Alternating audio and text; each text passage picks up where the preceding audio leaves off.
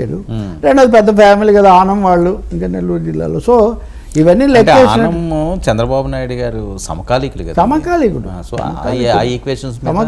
సమకాలీకుడు అంటే ఉన్నాడు. నేను అంటుందేనంటే దూకుడుగా ఉండడం అనేదే కాదు, అవును, సస్టైన్గా ఉండాలి లాంగ్ టర్మ్ అనేది కూడా ఒకటి వాళ్ళు చూసినట్టుగా కనిపిస్తుంది.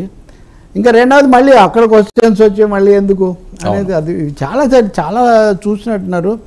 గతసారి కొన్ని విమర్శలు ఉన్నాయి చంద్రబాబు మీద 2014లో ఎస్టీలను తీసుకోవడంలో ఆలస్యము, మహిళలను మైనార్టీలను తీసుకోవడంలో ఆలస్యం. ఈసారి అవి లేకుండా జాగ్రత్తగా మహిళలు మైనార్టీ ఫరూక్ కోసం ఆయన అఖిలప్రియతో కూడా అక్కడ నెల్లూరు నంద్యాలలో అది ఎంత నడిచిందని కూడా భరించి అలా గట్టిగా ఇక్కడైతే ఫరూక్ ఇంకేదైనా చూసుకో ఇక్కడ అడుగు పెట్టకూడదన్న స్థాయిలో అది నడిచింది ఆ కథ.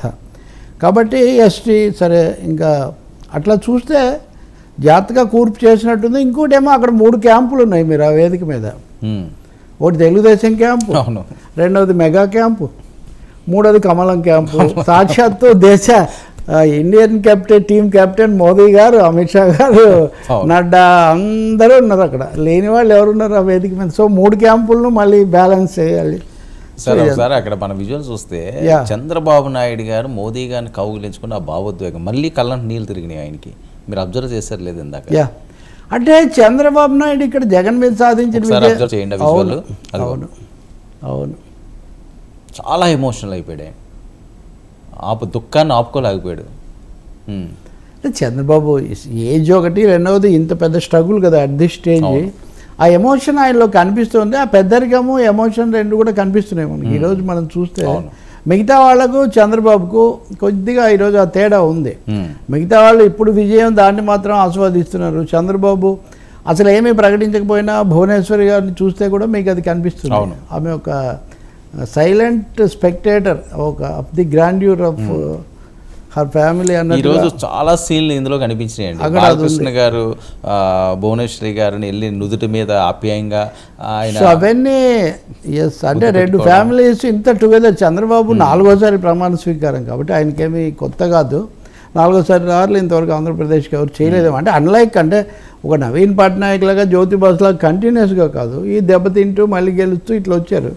కానీ 2 ఫ్యామిలీస్ కలిసి ఈ స్థాయిలో పని చేయటం అనేది అది ఎప్పుడు జరగల వాస్తవంగా. ఇట్స్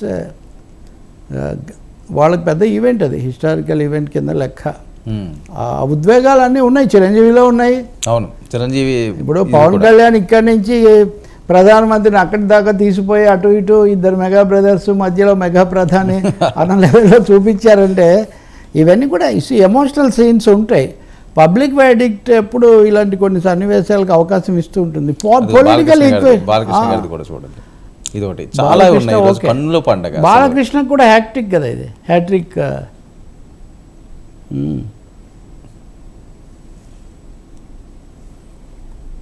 ఈమె ఒక నిశ్శబ్ద విజేత ఇందులో చెప్పాలంటే. చంద్రబాబు నాయుడు గారికి అదృష్టం కూడానండి ఈవిడ భువనేశ్వరి గారు. ఎందుకంటే ఆవిడ కష్టాల్లో ఉన్నప్పుడు కానీ సుఖాల్లో ఉన్నప్పుడు కానీ బయటికి అంతగా యాక్టివ్ రాకపోయాను. అవసరమైనప్పుడు దట్స్ వాట్ హ్యాపెన్స్. మన హిస్టరీలో కానీ లేకపోతే పురాణాల్లో కానీ చూసేది అదే, జీవితంలో చూసేది కూడా అదే. అవును, ఎవరైనా కానీ తోడొకరుండిన అన్నట్టుగా అప్పుడు తోడుగా నిలబడే వాళ్ళే గట్టిగా, అదే ముఖ్యమైనటువంటిది. మామూలు అప్పుడు ఏముంది, అది కాదు. కాబట్టి అనేక మీరు చెప్పిన అనేక కోణాల్లో ఫ్యామిలీ కోణం కూడా ఒకటి బలంగా ఉంది. కొన్ని కుటుంబాలు వీళ్ళతో ఎప్పటి నుంచో ఉన్నవి అవన్నీ కూడా అక్కడ ఉన్నాయి. వీటిని కేవలం రాజకీయంగానే చూడాల్సిన అవసరం లేదు. కుటుంబాలు ఇప్పుడు మీరు చెప్పిన పేర్లు వాళ్ళు కూడా ఎప్పటి నుంచో ఉన్నవాళ్లే. కానీ సమ్ పాయింట్ నది ఒక మలుపు తిరగక తప్పదు, చరిత్ర మళ్ళీ కొత్తగా మొదలవ్వక తప్పదు. అదంతా కూడా మనం ఈరోజు చూస్తాం. కాబట్టి అయ్యన్న ఇప్పుడు మీరు రజనీకాంత్ని కూడా పిలిచాడు చంద్రబాబు ఉదాహరణకు. ఆయన రాజకీయాలకు వస్తానని రానని అటని ఇటని చాలా చేశారు. బట్ స్టిల్ ఆయన స్టేచర్ ఏదో ఆయనకు ఒకటి ఉంటుంది కదా, ఆయన నిశ్శబ్దంగా ఉన్నాడు ఈ మొత్తంలో. వెంకయ్య నాయుడు కూడా ఉన్నారు, మీరు అక్కడ చూడాలి. వెంకయ్య నాయుడు చంద్రబాబు నాయుడు అది ఎలాంటి దోస్తాను, అది ఇప్పటిది కాదు కదా అది. మరి ఆయన ఏమో పెద్ద ఆయన రాష్ట్రపతి రాజ్యాంగ పదవి చేశాడు కాబట్టి గంభీరంగా కూర్చున్నాడు. చివరికి వెళ్ళేటప్పుడు మోదీ చేయటం తప్ప.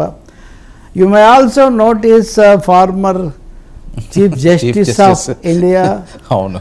నూతలపాటి వెంకటరమణ గారు. కాబట్టి ఇదంతా ఏమీ చాలా స్క్రిప్ట్ అంటారే, మళ్ళీ ఇందాక చెప్పిన భాషలో చెప్పాలంటే ఇది ఒక స్క్రిప్ట్, పొలిటికల్ స్క్రిప్ట్, రాజకీయ స్క్రిప్ట్, ప్రజల స్క్రిప్ట్, ఓటర్ల స్క్రిప్ట్, ఒక ముక్కలో చెప్పాలంటే. అవును. దీని ఎవరు